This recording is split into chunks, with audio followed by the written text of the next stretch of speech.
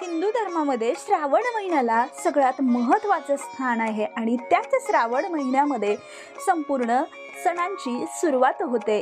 तर सगळ्यात अगोदर येणारा सण म्हणजेच नागपंचमी।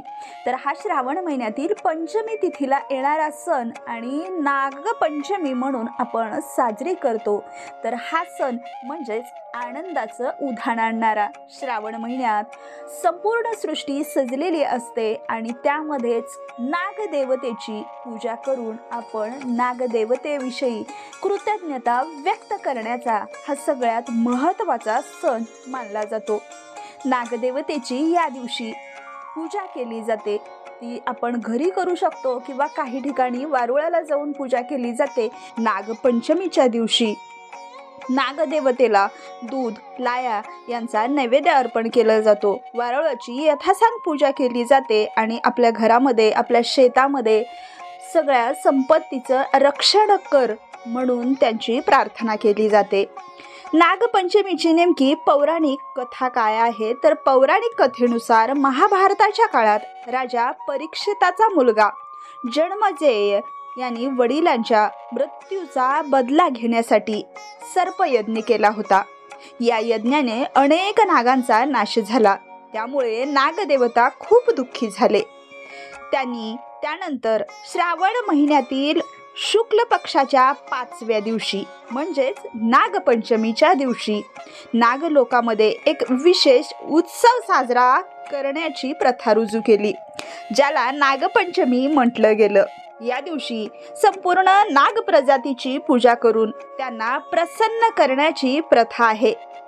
या कथेसोबतच दुसरी एक कथा अशी सांगितली जाते, ज्यामध्ये एका मुलीने नागाला वाचविले होते।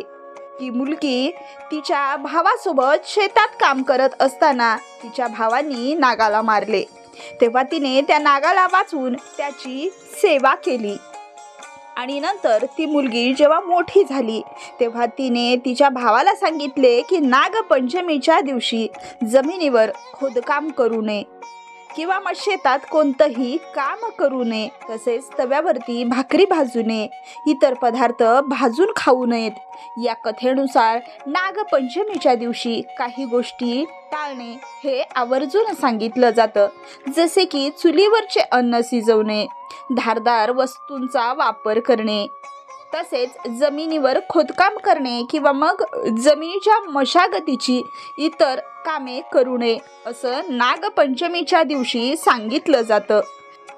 आता आपण पाहूयात की नागपंचमीचं नेमकं धार्मिक महत्त्व काय किंवा नागपंचमी का साजरी केली जाते। हिंदू धर्मामध्ये सर्प हे किंवा मग नाग हे देवतेच्या स्वरूपामध्ये पूजले जातात। नाग हे भगवान शिव आणि विष्णू या देवतांना अत्यंत प्रिय असा प्राणी आहे। भगवान शंकराच्या गळ्यातील वासुकी नाग, तर भगवान विष्णू ज्या शेष नागावरती विराजमान आहेत, त्यामुळे सर्पांना दिव्य स्नान किंवा स्थान प्राप्त झाले। श्रावण महिना हा शिवपूजेसाठी अत्यंत महत्त्वाचा मानला जातो आणि नागपंचमीला सर्पाची पूजा करून शिव आणि विष्णू या दोन्ही देवतेंचा कृपा आशीर्वाद आपण नक्कीच प्राप्त करू शकतो। म्हणूनच पंचमीच्या दिवशी नागदेवतेची पूजा केल्यामुळे सापाबद्दलची भीती दूर होती, विषबाधेचे संकट टळते असं मानलं जातं। ज्या व्यक्तींना कालसर्पदोष असतो त्यांनी नागपंचमीचे व्रत केल्यास त्यांचे दोष नाहीसे होतात असं सुद्धा म्हटलं जातं। हा नागपंचमीचा सण श्रावण महिन्यातील शुक्ल पक्षाच्या पंचमी तिथीला येतो, म्हणूनच त्याला नागपंचमी असं म्हटलं जातं।